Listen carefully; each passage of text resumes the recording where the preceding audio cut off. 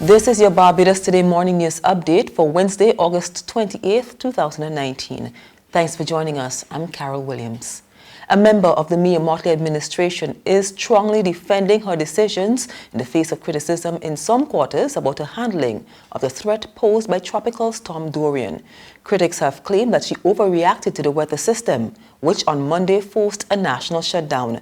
But Minister of Labour Colin Jordan, who's also the Member of Parliament for St. Peter, tells Barbados Today the Prime Minister made the right decisions and acted in the best interest of the country. The Prime Minister has shown great leadership, and the second thing is that we are doing that based on what happened to Dominica. Dominica was a situation, I think it was Maria, but that went from, I think, category 1 to category 5 in a very short time. The other thing is that in spite of all the experiences, meteorology and prediction is still subject to human failing. It is not an exact science. And so whereas there are really good models that can tell you what is likely to happen, when a government has been elected to serve a people and to protect the people, then it has to err on the side of caution. While she's been criticized in some quarters, others are praising Prime Minister Mottley. One such person is the head of the Barbados Vagrants and Homeless Society. President Kimar Safri says the Prime Minister, along with Minister of Education Santia Bradshaw, put measures in place to assist more than 40 of their clients who had to be placed in 2 shelters. You would have seen that you would have been in hurricanes and storms in the past. And, you know, very ironic. These are things that we would have asked the last administration for, we would have fight with them for, and to get these guys off the streets when these season happen, when the seasons come into play. Also the fact that we wanted earlier access just in case that they didn't have to wait till a shelter was declared category 1 or 2. So when we knew that we could have had early access to the shelter, that was even more so before the rain started. And that, I think, was something that has to be lauded by the government and the minister, that we were able to have early access that would not hinder us from having to put our homeless in there during the rain and having to struggle to get them there. So we were able to successfully get them, to transport them to the shelters, and then the word passed as we came to a halt to get off the streets, and they made their way to various locations. Meantime, there's a call for stiffer penalties for people who break curfews during national emergencies. It's coming from Chairman of the St. Peter District Emergency Organization, Dave Hurley. The unfortunate thing about it is that we have people on the road who weren't supposed to be on the road that morning. Between those hours, this was not leading up to. The only person who was on the road, should be on the road, was supposed to be essential services. And I think that is a point that needs to be hammered home to people in Barbados, and I use the people in Barbados because we think it's for a joke. And me as a person that sees disaster, I don't want to say worldwide, but as far as Japan, we understand what the disaster is all about, and we are making a lot of march sport at it. And I think this time has come, and I think the Prime Minister is in the right direction of the shutdown and so forth for disaster preparation. But I think that law needs to be enforced. Excuse me.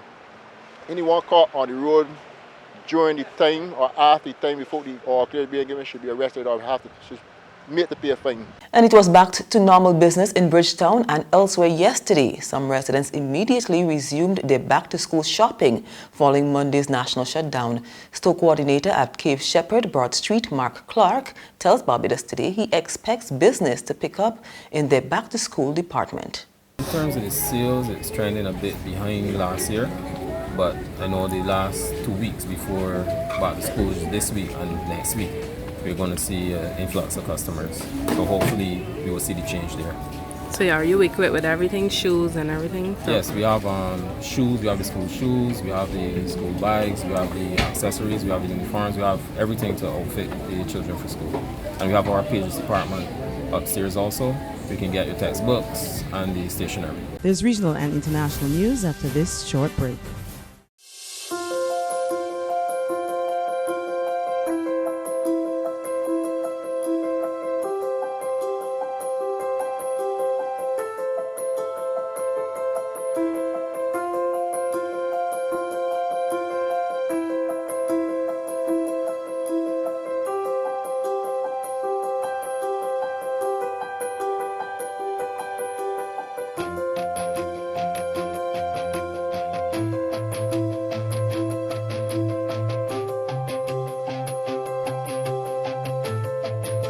Barbados Today, news you can trust.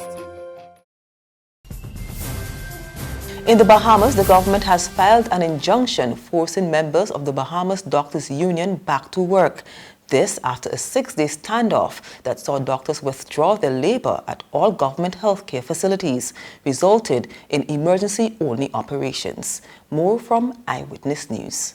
Bind us together, Lord, bind us together with love. Marching from the Queen's Staircase to Rawson Square, members of the Bahamas Doctors Union circled the area for more than an hour, even as the rain fell, joining hands in a show of solidarity, protesting government's decision to transfer their 10-year outstanding matter with the Public Hospitals Authority over holiday pay and other issues to the Industrial Tribunal. Reasonable requests. These are not unreasonable suggestions. Why are you ignoring us? Why are you refusing to come to the table? It's an obstinate position by the Minister of Health, and nobody's paying attention. Nobody's advising him appropriately. Forcing us back to work is not the answer. Union President Melisande Bassett called on Prime Minister Dr. Hubert Minnis and Health Minister Dr. Dwayne Sands to leave the cabinet meeting and address them publicly. Trying to reach an end, the Minister of Health has yet to sit down and talk with the BDU. He's spoken to the CPSA, the consultants, he's spoken to everybody else around us, leaked all of our private business, but never deemed or thought it decent to talk to the body that has the complaints. And finally, on the international scene, the two parties trying to form a new Italian government made progress yesterday towards a coalition deal. After setbacks earlier in the day, the roller coaster talks between the anti-establishment Five Star and the center-left PD appeared to be back on track. More from Reuters TV. Bargaining over who should get which job is putting talks to form a new coalition government in Italy at risk, an opposition party spokesman said on Tuesday. And that raises the prospect of early elections that could favour Italy's right-wing League party. For voters, it demonstrates why there's a lack of faith in the ruling class. The current situation is terrible because they don't agree. There's no government that thinks about the common good. They only think about themselves. They only want to get power for money. The crisis began after League leader Matteo Salvini declared a 14-month-old coalition with the anti-establishment Five Star movement broken and called for snap elections, hoping to capitalise on a surge of support for his anti-immigrant party. But his initial move seemingly backfired. Prime Minister Giuseppe Conte, who belongs to no party but is close to Five Star, resigned, and Five Star leader Luigi Di Maio entered into talks with the Democratic Party, or PD. And that's news, but for the very latest, visit our website at www.barbadostoday.bb. You can also subscribe to our e-paper, email updates, or like us on Facebook. And sign up for breaking news alerts via WhatsApp. We're also on Izumi Media in bus terminals, as well as screenplay at supermarkets and gas stations near you. You can also hear us on Mix 96.9 FM and Capital Media HD 99.3 FM. I'm Carol Williams. Have a good day.